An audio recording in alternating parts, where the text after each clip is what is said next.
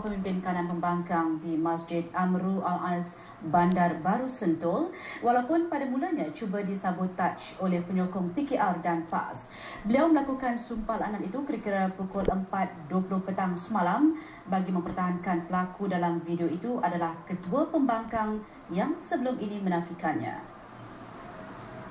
Saya Syazril SK bin Abdullah dengan nama Allah yang Maha Pemurah lagi Maha Penyayang berikrar dan bersumpah seperti berikut. A'udzubillahi minasyaitonir rajim. Bismillahirrahmanirrahim. Wallahi wabillahi watallahi. Aku bersumpah bahawa aku dan Datuk Seri Anwar Ibrahim berada dalam paparan video yang telah dirakamkan pada 21 hari bulan Februari tahun 2011.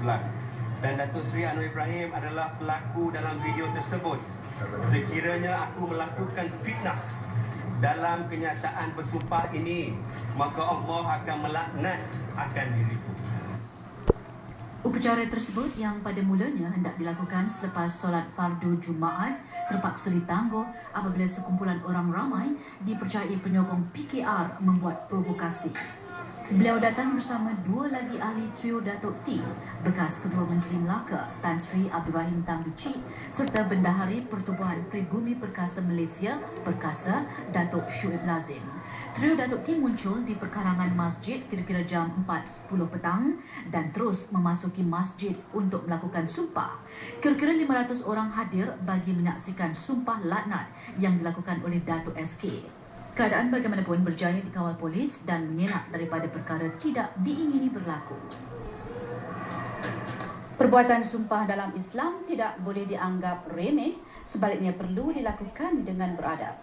Mufti Perak Tan Sri Harusani Zakaria menjelaskan, ia perlu disertai dengan 3 kalimah iaitu wallahi, wabillahi dan watallahi, seperti mana yang ditetapkan dalam syarat bagi mengesahkan perbuatan sumpah itu berlaku.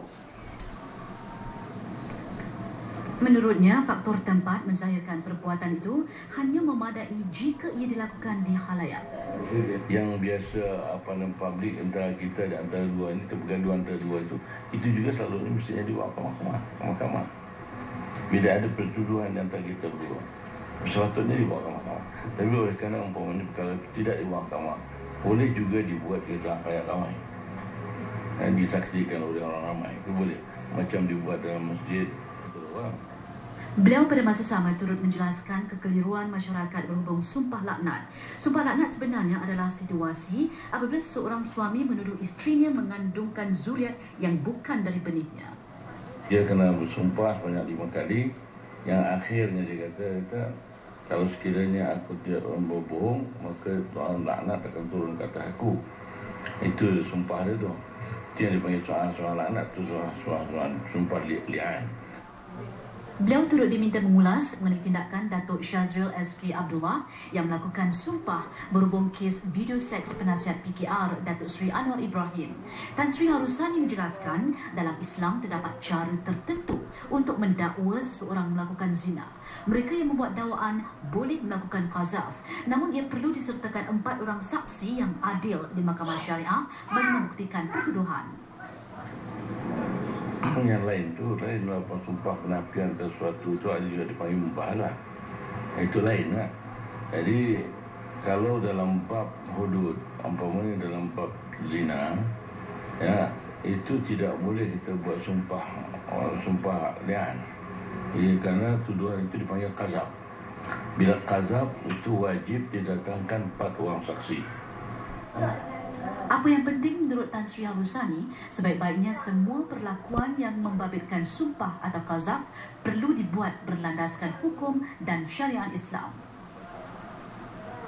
Itu urusan pribadi beliau. Perdana Menteri